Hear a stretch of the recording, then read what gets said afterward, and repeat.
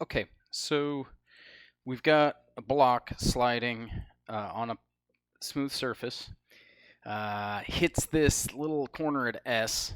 I want to figure out how fast does this thing have to move so it just barely tips over, okay, and goes all the way over the thing. So we're going to kind of break this up into pieces here. So the first piece we're going to look at, right, this guy is sliding along like that. We're going to call that state 1, okay?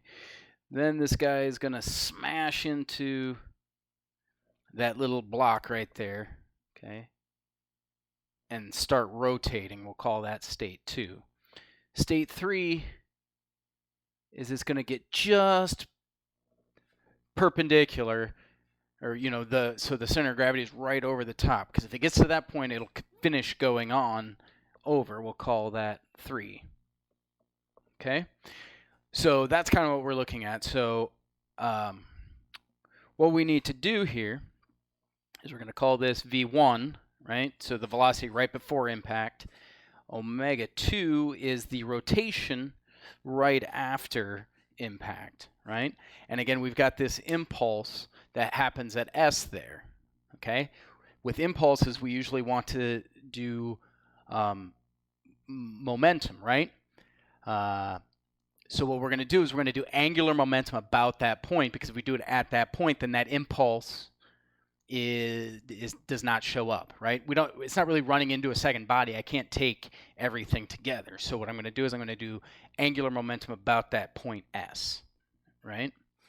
Or I guess we'll call it point D on the body itself. So to go from 1 to 2, we go I omega 1, and again, it's about point D equals I omega 2 about point D, right? And we're actually going to have to work backwards here, but that will be the second equation we actually use, okay? That will give me the angular velocity right after impact. Then I need to figure out, okay, I got to get that up to the top point, right?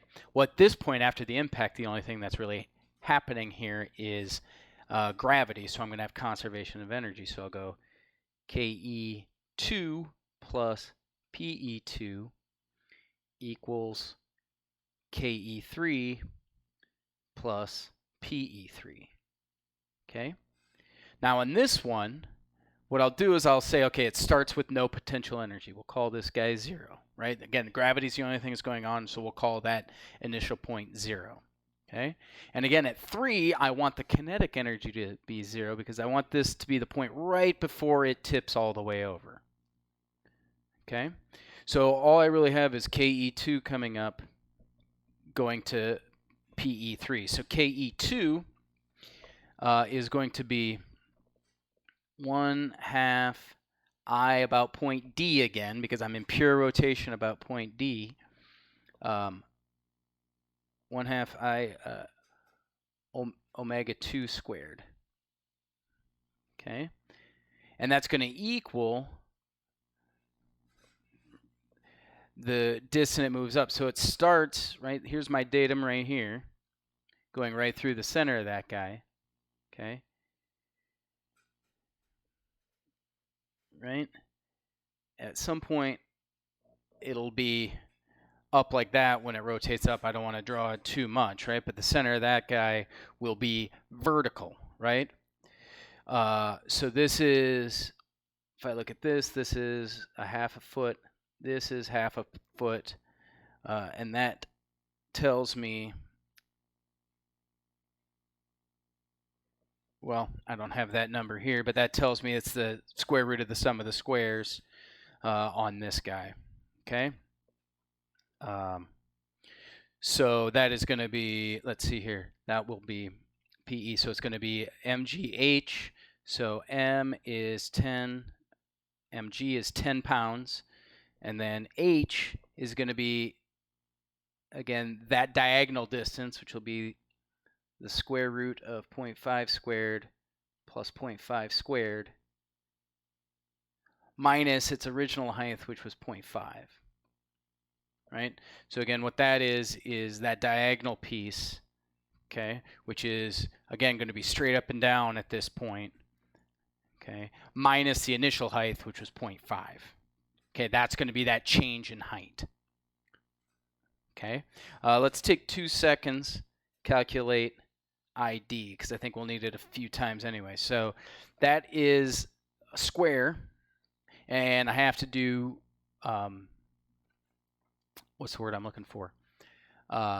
Parallel axis theorem, right? So it's going to be 1/12 m, which is 10 over 32.2, okay, times a squared plus b squared, which is 1 by 1, okay, plus m, which again is 10 divided by 32.2, times 0.5 squared plus 0.5 squared. And again, that's that distance away that I'm looking for right here. Again, we could call it d or whatever you want to call it, right? So it's a squared plus b squared equals d squared, which is what I'm looking for here.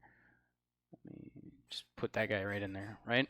So from that, I find that ID, which I'm going to need a few times here, equals 0.207. So this then becomes 1/2 times 0.207 omega 2 squared equals, wish I had this, but I don't, square root 0.5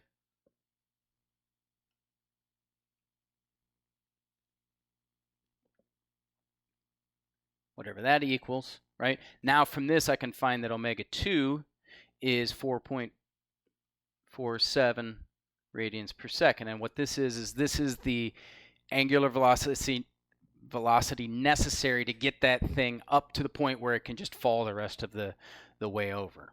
Okay. Now this I'm going to plug back into that very, very initial equation. Okay.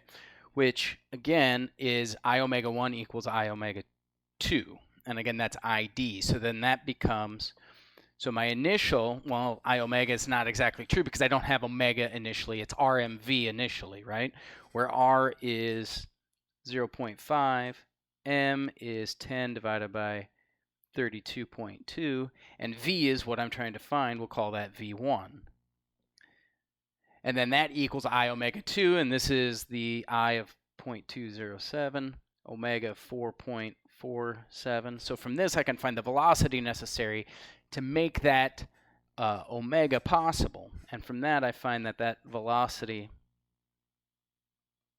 equals 5.96 feet per second. So again, we kind of have to work backwards here, knowing that conservation of energy will help me find what that initial angular velocity needs to be to get it up to the point where it can fall over.